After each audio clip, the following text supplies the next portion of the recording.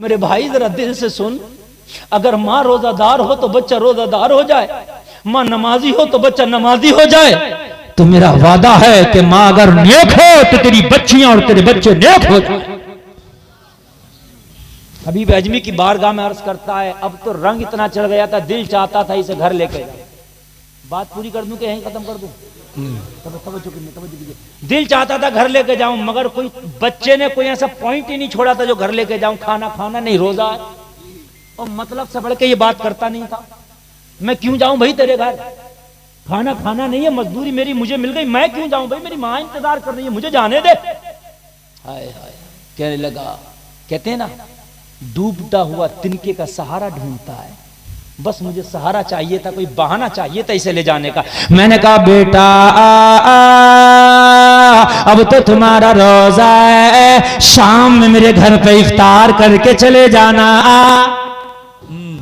شام میں تو بہانے ڈھونڈ رہا تھا، بس بچے کو یہ بات سمجھ میں آ گئی، کہنے لگا دعوت قبول کرنا، میرے نبی کی سنت ہے، میں نے تمہاری دعوت قبول کی، میں افطار کر کے جاؤں گا، میں تھک بھی گیا ہوں۔ بچے نے دعوت قبول کی تھی تو ایسا لگتا تھا کسی نے مجھے تخت و تاج کا مالک بنا دیا ہو۔ تجھے اگر گلاب پسند ہے، گلاب مل جائے تو تیری خوشیاں اسی میں، تجھے چمیلی پسند ہے، چمیلی مل جائے تو تیری خوشیاں اسی میں ہیں۔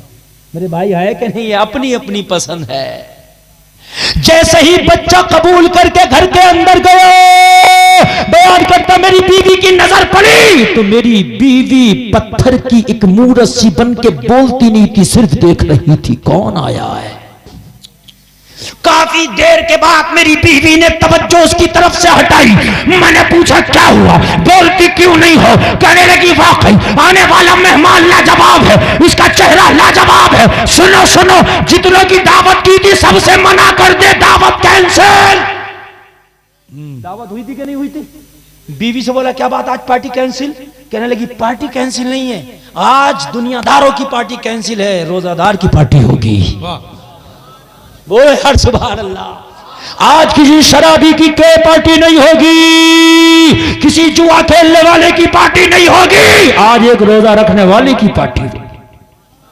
میری بیوی نے طرح طرح کے کھانے بنائے، انواع و اقسام کے کھانے بنائے، شام کو دسترخوان سجا دیا۔ دسترخوان سجانے کے بعد میری بیوی نے کھانے دسترخوان پہ لگا دیے، لگانے کے بعد لوگوں ذرا غور کرو، شام ہوئی، وہ لڑکا افطار کرنے لگا، لڑکا جیسے افطار کر کے نپٹا، لوگوں مغرب کی نماز پڑھنے لگا، میری بیوی اشارہ کر کے بولی یہ جب سے آیا ہے گھر میں رحمت کی برسات ہو رہی ہے، اسے آج رات اور روک لے، پوری رات گھر میں رہے گا، پوری رات میرے گھر میں رب کی رحمت جھما جھم برستی رہے گی۔ اچھا لگ رہا تھا نا، نیک بچہ آیا تھا۔ کہنے لگا، میں نے بچے سے کہا بیٹا رات ہو گئی، گھر دور ہے، راستہ خطرے سے بھرا ہے، بیٹا عشاء کی نماز پڑھ کے یہیں سو جاؤ نا۔ بچے کے یہ بھی سمجھ میں آ گیا، فجر پڑھ کے چلے جائیں گے۔ بس میں نے بچے کو مہمان روم دے دیا، گیسٹ روم جو ہوتا دے دیا، بچہ چلا گیا، عشاء پڑھنے لگا۔ میری بیوی نے کہا کھانا کھا لو، آپ نے تو کھانا ہی نہیں کھایا۔ میری بیوی نے بھی نہیں کھانا کھایا تھا۔ کہنے لگا کھانے کی بات سن کے مجھے کسی کی یاد آئی، میری ایک جوان بیٹی تھی جو ہاتھوں سے اور پیروں سے معذور تھی، نہ چل سکتی تھی نہ اپنے ہاتھ سے کھا سکتی تھی۔ میں نے بیوی سے کہا روزانہ ہم بیٹی کو کھانا کھلا کے خود کھاتے ہیں، آج بیٹی بھی بھوکی ہے، مہمان کی وجہ سے بھول گئے، کھانا نکال پہلے بیٹی کو کھلا کے آتا ہوں، بعد میں کھائیں گے۔ بس کھانا لے کے بیٹی کے کمرے میں گیا، بیٹی نے شکایت کی باپ آج بڑی دیر ہو گئی، باپ آج بڑی لیٹ کر دیا۔ میں نے کہا بیٹی کیا بتاؤں، مہمان ایسا آ گیا تھا، اس کی وجہ سے میں تمہیں بھول گیا۔ بیٹی نے کہا باپ کیسا مہمان ہے کہ تو آج اپنی بیٹی کو بھول گیا؟ بیٹی کیا بتاؤں، مہمان ایسا ہے کہ آج میں خود کو بھول گیا۔ جب میں نے مہمان کے بارے میں بتایا نا تو بیٹی بولی اگر اتنا اچھا مہمان ہے تو پوری رات بھی کھانا نہ لاتا تو تب بھی میں ناراض نہ ہوتی۔ مہمان لاجواب ہے۔ عرض کرتا حضور کھانا کھلا کے، ہاتھ دھلا کے، بستر لگا کے، چادر اڑا کے، دروازہ لگا کے میں آ گیا۔ رات ہو گئی، آدھی رات آئی، میں سو رہا تھا، بیٹی اپنے کمرے میں، مہمان اپنے کمرے میں، میں اپنے کمرے میں۔ آدھی رات آئی، میں سو رہا تھا، زمانہ سو رہا تھا، آدھی رات آئی، آدھی رات میں میرے دروازے پر کسی نے دستک دی، میں اٹھا، گھبرا کے بولا کون؟ دروازے سے آواز آئی بابا دروازہ کھولو تمہاری بیٹی کھڑی ہے۔ کچھوں کے سمجھ میں آ گئی اور کچھوں کے نہیں آئی. یار جو آج تک ایک قدم چل نہ سکی وہ کہہ رہی ہے کھڑی ہے، جو اپنے ہاتھ سے ایک لقمہ نہ کھا سکی وہ کہہ رہی ہے کھڑی ہے. کہنے لگا حضور یہ بڑا تعجب کا جملہ تھا میرے لیے. میں جلدی سے اٹھا، دروازہ کھول کے دیکھا تو میری بیٹی اپنے پیروں پہ کھڑی تھی. بہت بھی میں نے کلیجے سے لگایا، بس 1 منٹ اور رہ گیا اور بس بات ختم. میں نے کلیجے سے لگایا، میں نے کہا بیٹی یہ کمال کیسے ہو گیا؟ دنیا کے حکیموں نے لا علاج کر دیا تھا، یہ علاج کہاں سے ہو گیا؟ بیٹی نے جواب دیا، او باپ میں بھی مایوسی ہو گئی تھی اپنی زندگی سے، مگر رات جس مہمان کا تو قصہ بتا کے گیا نا مجھے نیند نہیں آئی اس کا قصہ سن کے. تو چلا گیا، میں جاگتی رہی، آدھی رات آئی رہا نہ گیا. میں نے دعا کی مولا جو مہمان میرے گھر آیا ہے اگر واقعی نیک ہے تو اس کے صدقے میں تو مجھے شفا دے دے. اور میرے باپ میرا اتنا کہنا تھا کہ میرے پیروں میں حرکت ہونے لگی، میرے ہاتھوں میں حرکت ہونے لگی، یہ مہمان کا صدقہ ہے کہ اللہ نے مجھے شفا دے دی. اتنا سنا تو باپ جھومتا جا رہا تھا، اعلان کرتا جا رہا تھا. جب ان کے گدا بھر دیتے ہیں شاہان زمانہ کی جھولی، محتاج کا جب یہ عالم ہے مختار کا عالم کیا ہوگا؟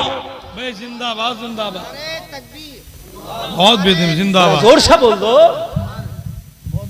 تو بیٹی جھومتی جا رہی تھی اور اعلان کرتی جا رہی تھی، او باپ نگاہ ولی میں وہ تاثیر دیکھی، بدلتی ہزاروں کی تقدیر دیکھی. باپ بھی خوش ہے بیٹی بھی خوش ہے. باپ بولا بیٹی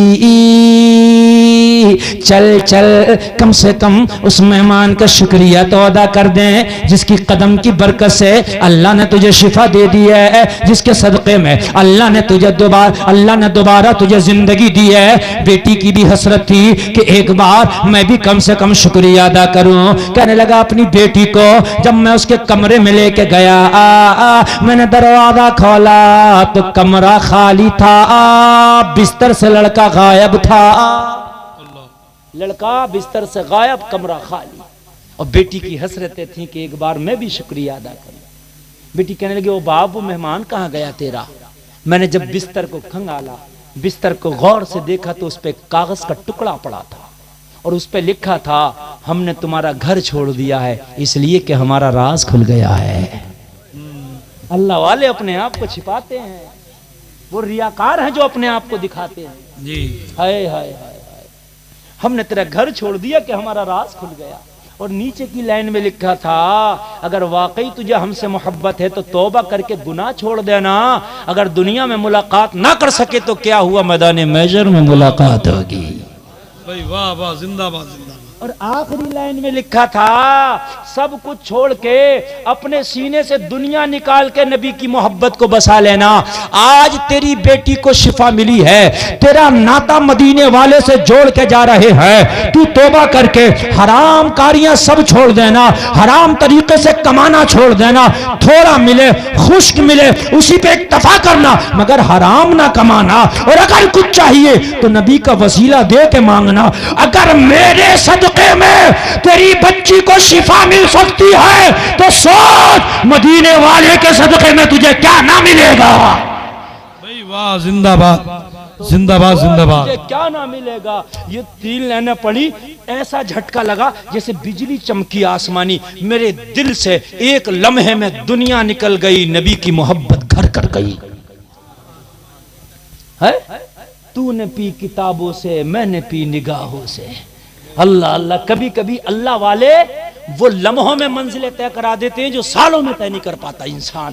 کہنے لگا مجھے لمحے میں منزل طے کرا دی اور نبی کی محبت میرے سینے میں بھر کے چلا گیا. میرے سینے کو نبی کی محبت کا مدینہ بنا کے چلا گیا. اب ذرا دل تھام کے سننا، اس میں لکھا تھا اب جو چاہے نبی کے صدقے میں مانگنا. کہنے لگا دنیا نکل چکی تھی، دنیا تو چاہیے نہیں تھا، بس سجدے میں گر گیا. سجدے میں گر کے ہاتھ اٹھائے اور ہاتھ اٹھا کے میں نے مانگنا شروع کیا. کیا مانگنا شروع کیا؟ جلسے میں آنے والوں ذرا غور سے سنو. مانگا تو بیدم شاہ وارسی کی زبان میں مانگا. جھومتا جا رہا تھا اور مانگتا جا رہا تھا. اتنا تو کرم کرنا اے نرگس مستانہ، جب جان لبوں پر ہو تم سامنے آ جانا.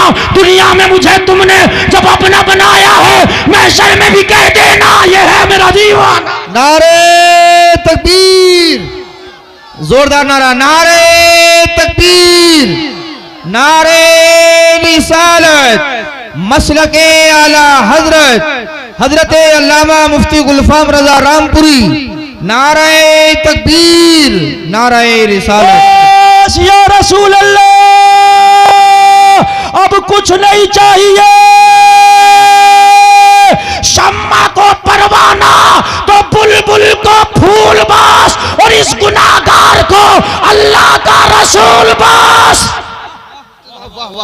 جواب نہیں حضرت، جواب نہیں، واہ دنیا واہ۔ میں مجھے تم نے جب اپنا بنایا ہے، محشر میں بھی کہہ دینا یہ ہے میرا دیوانہ۔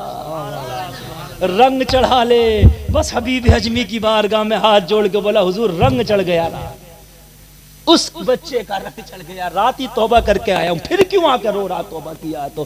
حضور اس لیے رو رہا ہوں، توبہ کرنا میرا کام تھا، کر لیا۔ حضور آپ دعا کر دو کہ اللہ میری توبہ قبول کر لے۔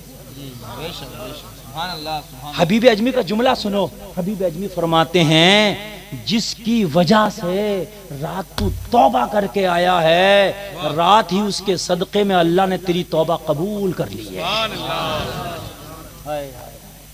نوجوانوں، 1 گھنٹہ 50 منٹ، 1 گھنٹہ 51 منٹ میں نے تقریر کر لی۔ اللہ تعالیٰ کہنے سے زیادہ عمل کی توفیق عطا فرمائے۔ رنگ چڑھاؤ نبی کی سنتوں کا، رنگ چڑھاؤ نبی کی سیرت کا۔ او میرے نوجوانوں، چھوڑ دو دنیا داری، یہ چھوڑ دو ہالی ووڈ اور بالی ووڈ کے سارے کٹ اور سارے طریقے، رنگ چڑھا نبی کی محبت کا، ہے نا؟